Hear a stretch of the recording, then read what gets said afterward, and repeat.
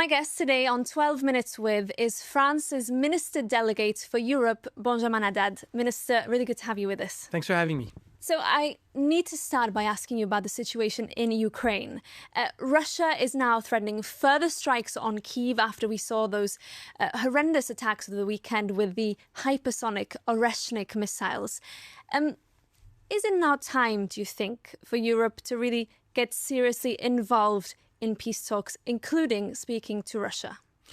What we've seen over the last few days is one more criminal escalation from Russia against Ukraine civilians. But the truth is, it's also a sign of the utter failure of Russia's war of aggression against Ukraine. Russia's losing ground on the battlefield, and we see Ukraine's incredible innovation when it comes to drone, for example, on the battlefield. It's losing ground diplomatically, and it was hoping for a long time to divide Europeans, that we would weaken our resolve. We've seen exactly the opposite, and we see Russia losing ground everywhere diplomatically. You know, I was just in Armenia recently for the European political community, where we also had the EU-Armenia state visit. One more country like Moldova, like Sweden and Finland that joined NATO, that wants to get rid of Russia's tutelage and get closer to Europeans' norms and standards. This is the reality of Russia's war of aggression against Ukraine. If that is the case, as you say, and Russia is being weakened by Ukraine's resistance, isn't that then an opportune moment for Europe to step in and to say it's time to talk? I know President Emmanuel Macron has previously called for this. No, you're right. President Macron has always said that when the time is right, we should have our own channel of communication with Russia, because there's no reason to let the Americans alone at the negotiation table when, first and foremost, it's the security of Europe that's at stake.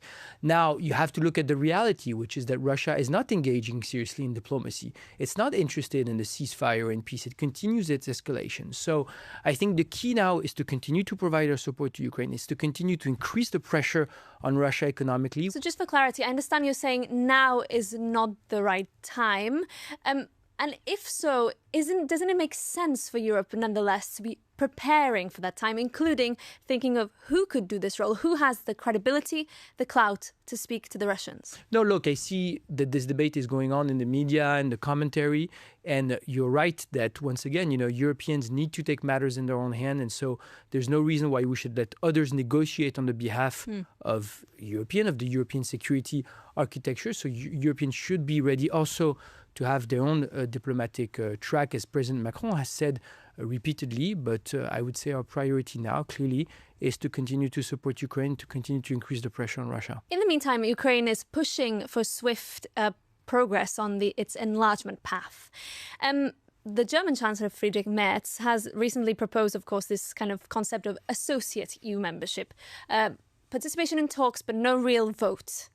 How do you receive his proposal? Well, first, look, France supports Ukraine, Moldova's EU candidacy. And the next step for me, the immediate step, I would say, looking at the June European Council, is the opening of the first cluster of negotiation on fundamentals, which, as you know, has been weaponized, instrumentalized by Viktor Orban before for electoral domestic reasons.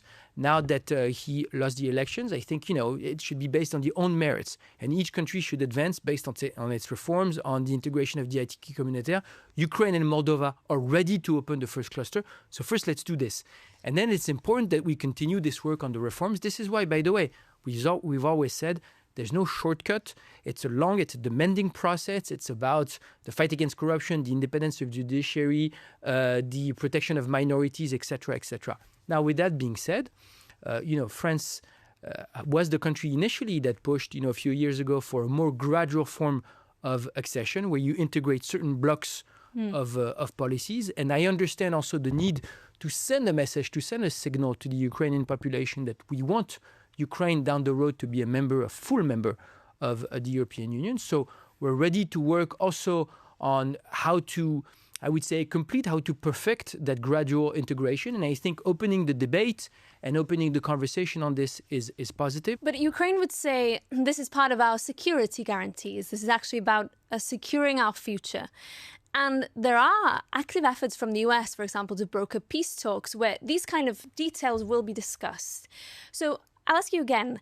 Does France have any ideas right now about how this kind of swifter integration of Ukraine could look? Are you open to some of the ideas that have been floated here in Brussels? Well, first, a couple of points on what you mentioned in your question, because you talked about the US diplomatic track. But let's be clear, it's not up to either the US or Russia or any actor external to the EU to decide who gets a membership within the European Union.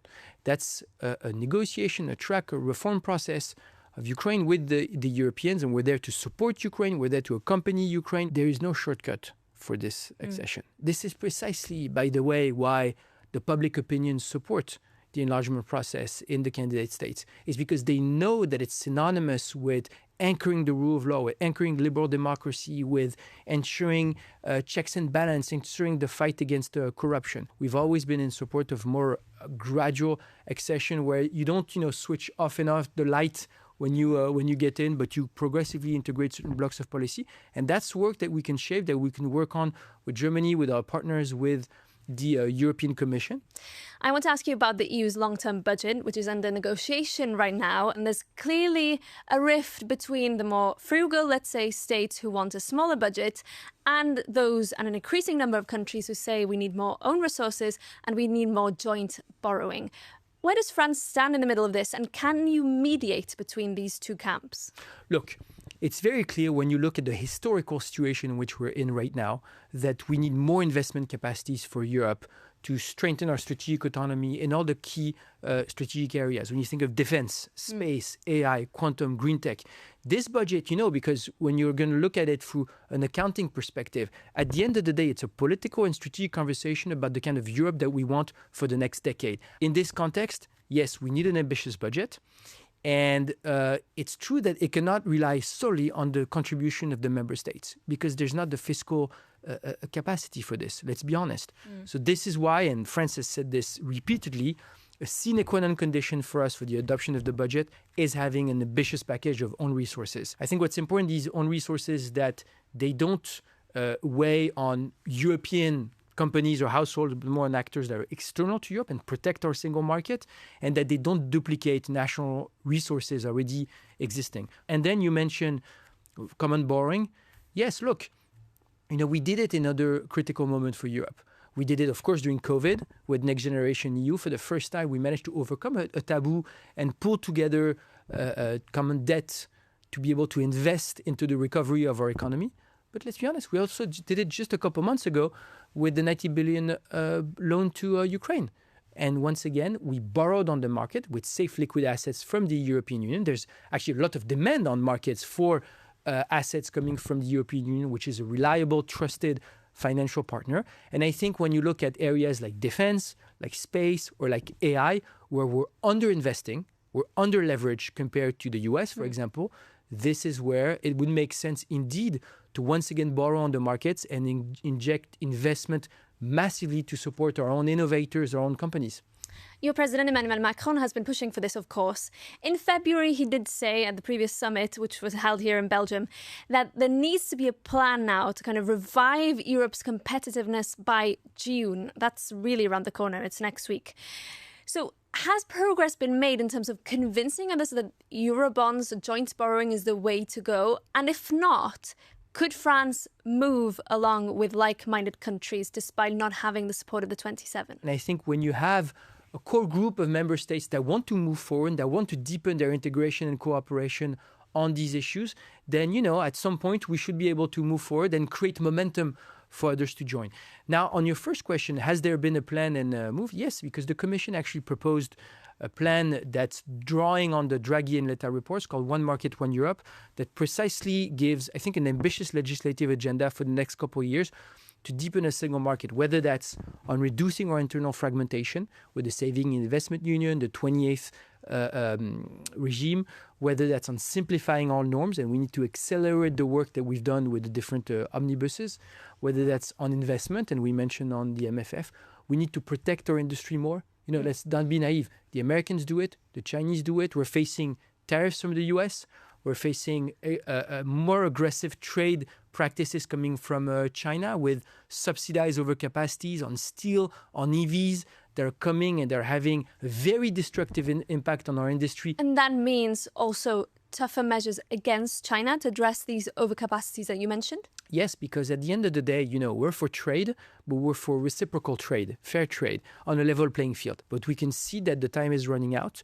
It's 10,000 jobs that are destroyed, 10,000 manufacturing industrial jobs destroyed every month in Germany because of the competition. But do your German counterparts see this as a serious threat? Are you confident that seeing it in the same way as you're seeing it? Look, I think there's a realization that's coming across everywhere in Europe. That for a long time, we thought that it was safe to export to China. And now we see, on the contrary, that you see a technological know-how that's increasing in China with the support also of the state. And that at the end of the day, we have 450 million people. We have a strong single market. There's every reason to be optimistic about the power that a single market can represent, but only if we're able to leverage it and we have all the tools at our disposal, whether that's safeguard clauses, whether that's tariffs, whether that's buy European clauses that we can put with the industrial accelerator, for example. So now the key is not to be naive, look at what others are doing and protect ourselves as well.